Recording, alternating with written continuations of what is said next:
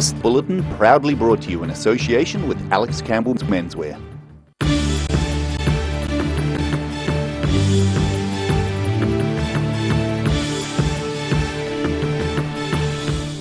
Tonight on the South Today, embattled Dunedin City Councillor Lee Vandervis squares off against the rest of his council.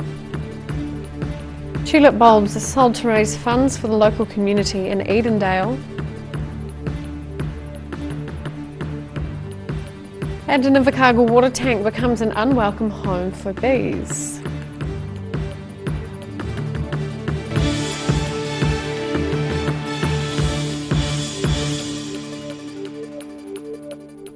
Kia ora, good evening, I'm Sophie Morris. Dunedin City Councillor Lee Vandervis has been directed to make a formal apology for his behaviour following an incident at a council meeting in July.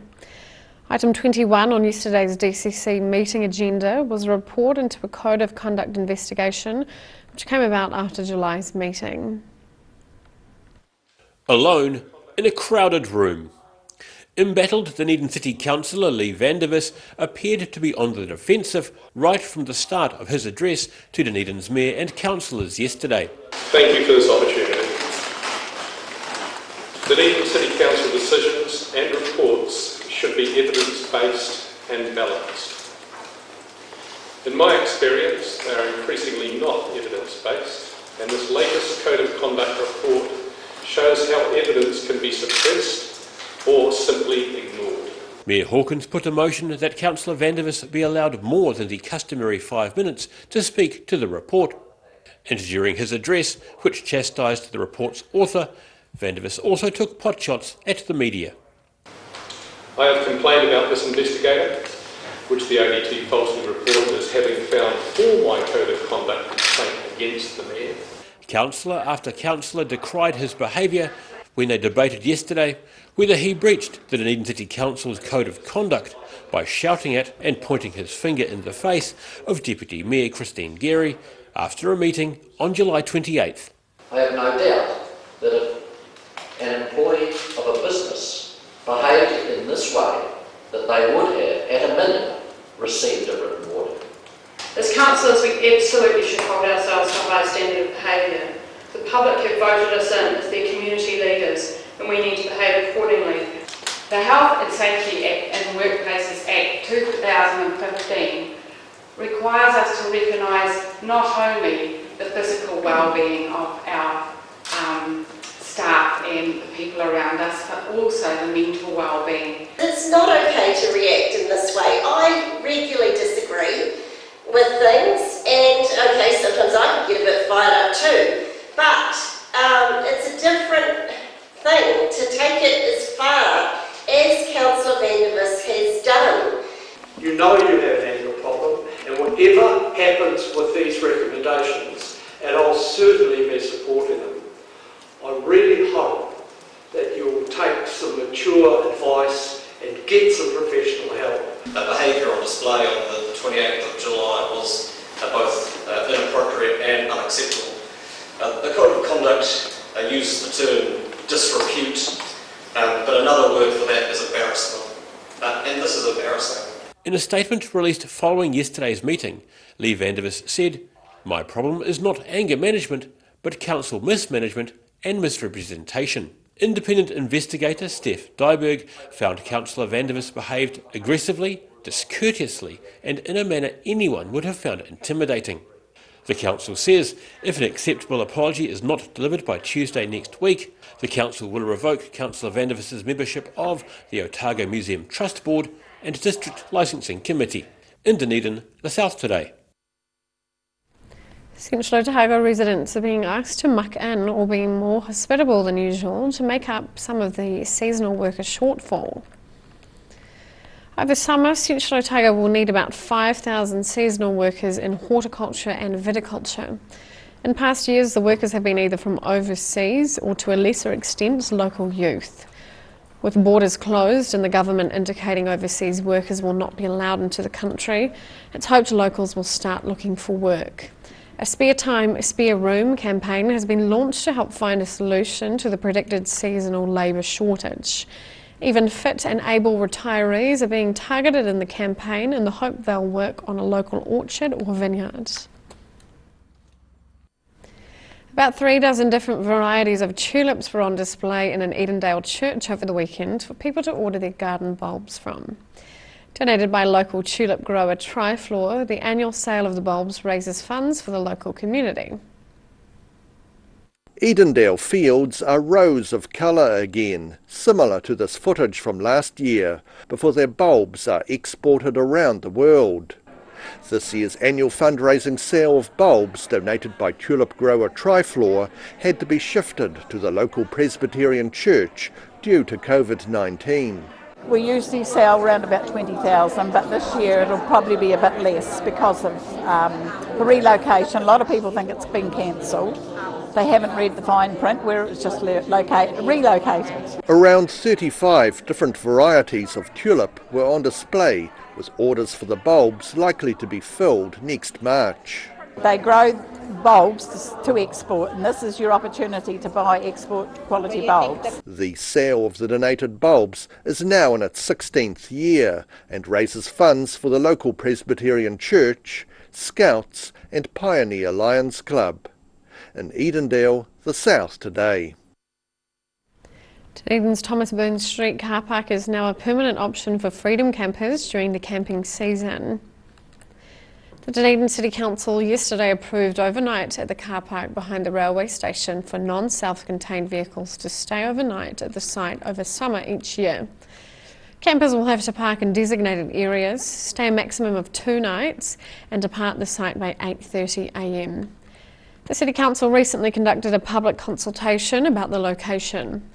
The majority of submitters were in favour of adding the site. All councillors voted for the amendments to the bylaw. A couple in Invercargill were surprised to find their water tank lid had been taken over by honeybees yesterday. A member of Southland Bee Society was contacted to rehouse the bee swarm into more suitable lodgings. Oh, come on, Queenie, where are you? Southland Bee Society Chairman Jeff Scott spent much of Tuesday trying to lure the swarm of bees from the top of a water tank of an Invercargill house into a hive box so he could take them away. He says beekeepers are nearly always keen to pick up any swarms that people come across. If anyone finds a big swarm of bees like this, the easiest way to get someone to come and pick it up is to ring your local bee club. So in Southland, it's the Southland Bee Society, or go onto their website and there's a list of people with contact numbers for swarming. Scott was contacted by the house's owner, Carolyn Bingham, after the bees had chosen to use the water tank lid for their new home. It's been there for about 2 days, but I just thought they were just sitting there and they were all going to fly away. But no, I went out this morning, there was more, a lot more, and I've never seen such a cluster of bees before. Little scout bees go out, find somewhere else, which unfortunately was the lid of a water tank, which they couldn't fit into, but some of them aren't too good on the engineering side.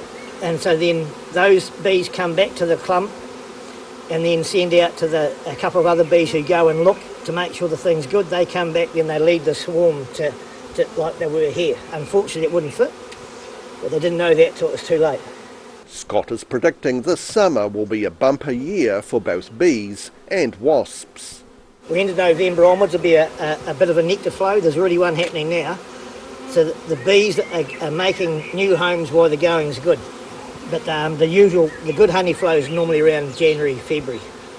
But this is going to be a good season because you remember we haven't had a decent summer in Southland for a couple of years, so we're overdue. So there will be a lot of this year, trust me. And unfortunately, so will it be with wasps later on, but that'll be another story. Once Scott is certain that the swarm's queen has been transferred into the box, the bees will be taken away and checked for varroa mites and quarantined in case they have American foul brood disease. In Invercargill, the South Today. Still to come on the South Today, a group in the Lindis Pass is determined to save the native tussock landscape, and we check out some of the works from the Wanaka Arts Society's Labour Weekend exhibition.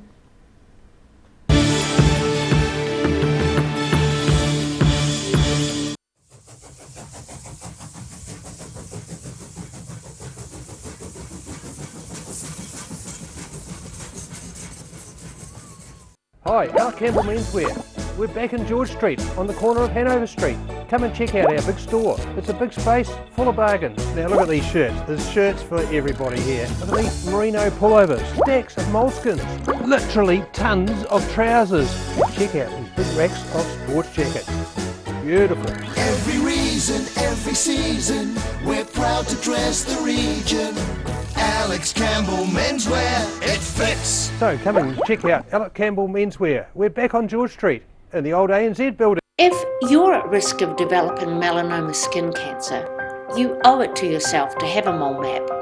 Mole map is coming to your area. Phone today to make an appointment. It could save your life. Every reason, every season, we're proud to dress the region.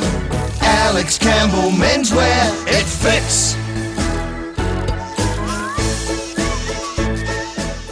A poorly maintained heat pump can lose up to 35% of its output. The Mr. Heat Pump Cleaner team are experts. Their specially developed chemical wash is totally biodegradable. Call Mr. Heat Pump Cleaner and get the job done by the professionals.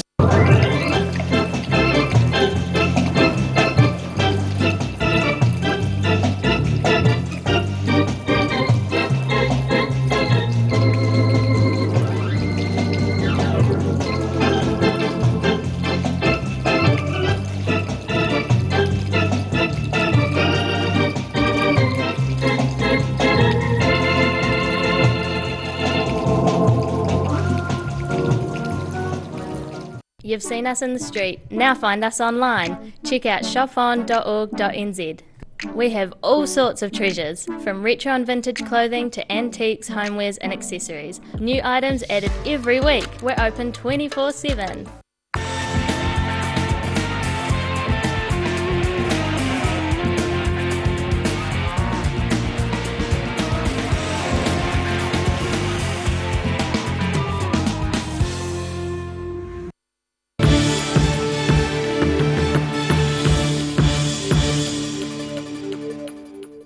Welcome back. Flinders Pass has a tussock issue which isn't going away anytime soon, but one group is determined to cull back the weeds to stop them from taking over the native tussock landscape. New Zealand's best known tussock grassland landscape has a battle on its hands. Flinders Pass Conservation Group organiser Anne Stephen has spent the past 16 years encouraging volunteers to help with the tough task of protecting the high country's native tussock. I feel we have a duty to try and make good all the damage that we've done to this landscape as a community.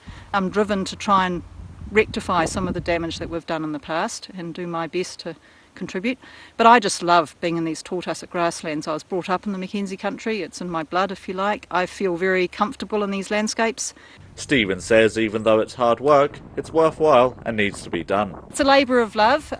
We love working up in this environment, and when you live in town, any excuse to get out into the high country and do something meaningful is a valuable experience. The group is set for another season trying to cull back the unwanted weeds. But it's always there, it's insidious, it keeps coming back and we have to work at it every year. In Wanaka, the South Today. A farmer from Cardrona was the sitter for an artwork painted at the Wanaka Art Society's Labour Weekend exhibition. The live portrait was painted by artist and television celebrity Stephen Martin Welsh. Luggett portrait artist Stephen Martin Welch contributed to the Wanaka Art Society's Labour Weekend exhibition by doing a painting of a local farmer. Live painting is very different to painting from reference material like photos and such. So, yeah, you're engaged a lot more and especially with the audience, yeah, it's fun. Welch has also presented and painted for television programs about art and says he doesn't mind people looking over his shoulder while he works. It's good when people come and sit beside me, yeah, and they can see it close up because a lot of the time it's either on Instagram or from the TV series that we did, so having people that have the opportunity to come and sit and see the actual stroke go down and the model it close up, yeah, it's good. The painting's subject is Cardrona farmer and ice curler Ray Anderson, who says he enjoyed his first time sitting for a portrait. Quite entertaining, really. Quite entertaining? Yeah. Have you seen it? Have you seen what he's done so far? Yeah. Oh, you have? Yeah. Do you approve? I don't know who it looks like, but... Oh, again, I'm right here. All right. No, it's going good. And Welch admits one of the challenges was the beard that Anderson's been growing without a shave for 46 years. It's the big brush. The big brush is the hairbrush. Yeah, the hairs, yeah. I'm told I still have a lot of work to do on my hair painting skills, but that's what I'm here for, so it's all good. The painting was bought by the Cardrona Curling Club and was presented to the model Ray Anderson, who has allowed the club to develop their ice rink on his farm. In Wanaka, the South Today. After the break on the South Today, a group of keen swimmers braved the chilly waters of Lake Wanaka to measure water clarity, and we check out tomorrow's weather.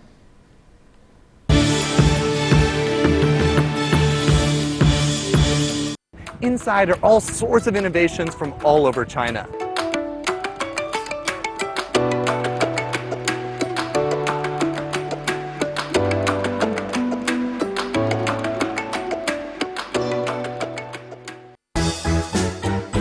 Every reason, every season, we're proud to dress the region.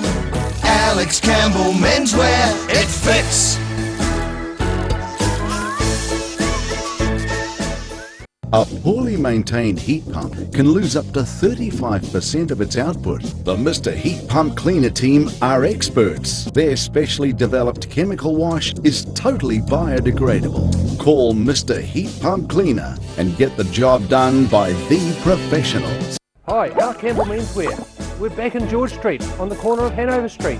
Come and check out our big store. It's a big space full of bargains. Now look at these shirts. There's shirts for everybody here. Look at these merino pullovers, stacks of moleskins, literally tons of trousers. Check out these big racks of sports jackets. Beautiful. Every reason, every season, we're proud to dress the region. Alex Campbell Menswear, it fits. So come and check out Alec Campbell Menswear. We're back on George Street in the old ANZ building. If you're at risk of developing melanoma skin cancer, you owe it to yourself to have a mole map. Mole map is coming to your area. Phone today to make an appointment. It could save your life. Step into Shop on Carrot and discover a shop full of treasures. We have a fantastic range of vintage and retro clothes, upmarket clothing labels, collectible items, beautiful jewellery, quality linen and the best range of vintage haberdashery.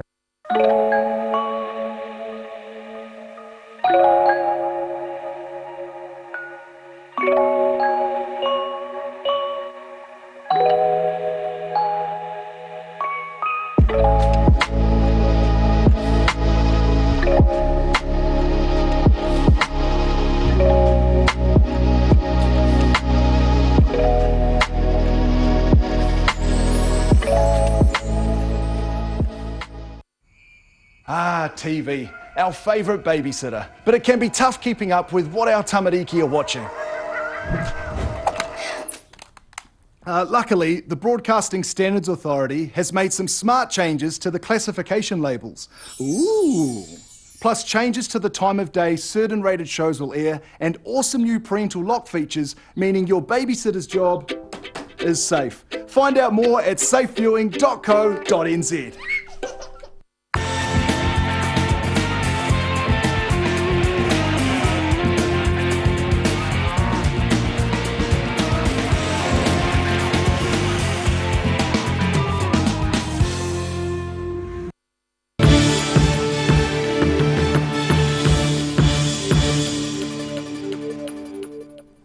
Welcome back.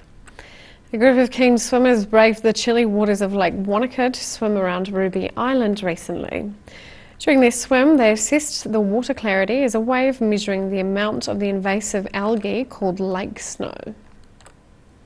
A chilly start for these keen swimmers in Wanaka this week. Thursday was supposed to mark the first summer swim around Ruby Island for the Wanaka lake swimmers, but the chilly temperatures of Lake Wanaka meant only the bravest took to the water. As well as regular exercise, the swim doubles as a science experiment, helping keep an eye on the growth of the invasive lake snow. Crystal Thurneson says there are numerous ways the swimmers help keep an eye on the health of the lake. Last year we had to swim with a string attached to us just to see if the string would catch some of the lake snow. And one of the other things was before and after pictures with baby wipes, just to see how clean their face was before, and then afterwards how much green algae we caught, so how much it was in the lake. The live science observation is part of the Touchstone project, which aims to understand what is happening within the lake. And Thurneson says the swimmers are not always just passive observers either. And we have also managed to caught a leak going into the lake one day by the buoy line, because we all noticed there was something yucky in the water, and Chris took action and found out what it was and took care of the problem. Following the swimmers out in slightly warmer confines is Inspiring Environmental Managing Director Chris Arbuckle, who's been taking regular temperature and clarity measurements of the lake for the past 3 years. When we started sort of looking at how much of the diatom, lindavia, the lake snow collected on swimmers when they swim around Ruby Island, and we need swimmers to do a full loop of the island, and then when they came back we measured how much of the diatom, the algae, was caught on their skin. And it changed, obviously, week by week. When the lake warmed up, you got more algae growing. Arbuckle says the lake snow tends to build up as the temperature of the lake rises, but has been much clearer lately, which he thinks might be down to the large floods last year. It has a sticky kind of mucilaginal mass that kind of goops it all together, and maybe all that particulate settled out on it and sunk it down into the bottom of the lake, hopefully. But it'll still be here, but yeah, it's quite interesting that it's a lot clearer than previously. The swimmers hope to be back out swimming around Ruby Island by the end of the month, with Arbuckle not far behind. In Wanaka, the South Today. Now recapping tonight's top stories on the South Today. Embattled Dunedin City Councillor Lee Vandervis squares off against the rest of his council and is directed to apologise. A wide variety of tulip bulbs are being sold to raise funds for the local community around the southern hamlet of Edendale. And an Invercargill water tank creates a buzz as a swarm of unwelcome bees move in, so a professional is called in to shoo them away.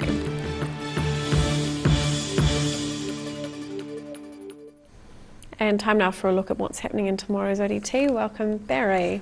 Hello, Sophie. Well, Evening. more on the Lee Vandervis story. The Dunedin councillor has stood down from two council committees today, so more on that story in the paper tomorrow. Right. Targa Peninsula motorists passionately fighting against speed limit reductions, saying that it will make the road even more dangerous. So there's another view. Forsyth Bar has committed to another 10 years as a naming rights sponsor for the Dunedin Stadium. So that's good news for the stadium and a long-term contract, so excellent for them. Silver Scrolls Music Awards tonight, so we'll have details of that in the paper tomorrow. And healthcare hubs are being proposed for Dunedin, a wellbeing centre and an urgent care hub. Great. Well, thank That you, and more. Barry. Thank you. That and much more in tomorrow's ODT. And time now for a look at the weather. Tonight's weather proudly brought to you by Mole Map. Starting with the southern view, a view from the third floor of the Cumberland and Stewart Street intersection.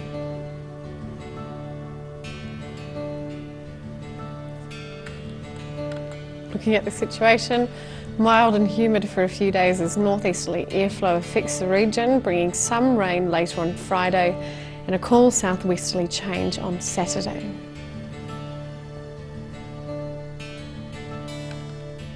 Starting off with the northwest of the South Island, rain with 16 degrees in Westport and 17 degrees in Greymouth.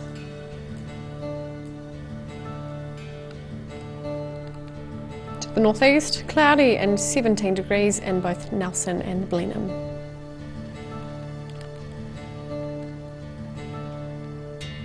In Canterbury, scattered showers and 15 degrees in Kaikoura, scattered showers and 14 in Christchurch, and cloud and 16 degrees in Ashburton.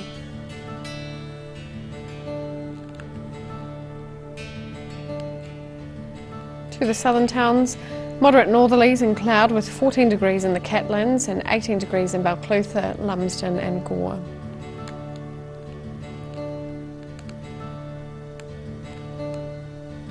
central Otago, moderate northerlies and high cloud in Queenstown, Wanaka and Alexandra, with 18 in Queenstown, 20 in Wanaka and 19 in Alexandra.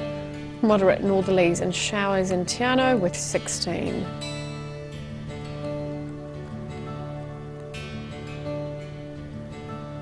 To the northern towns, moderate northeasterlies and some cloud with 15 degrees in Timaru and Oamaru and 19 degrees inland in Twizel and Omarama.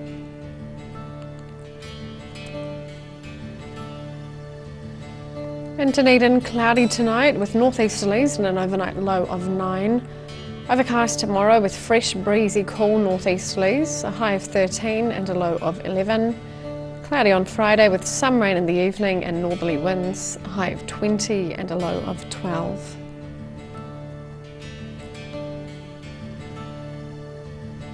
And in Invercargill, some cloud tonight with an overnight low of 8. Fine with high cloud and moderate northeasterlies tomorrow, a high of 17 and a low of 11. Cloudy on Friday with rain developing during the afternoon and moderate mild northerly winds, a high of 19 and a low of 13.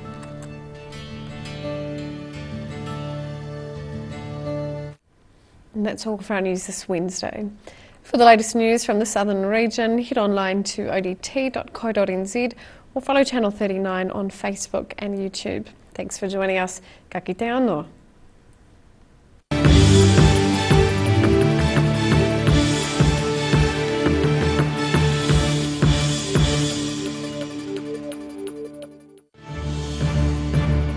This bulletin proudly brought to you in association with Alex Campbell's Menswear. Supporting local content so you can see more of New Zealand on air.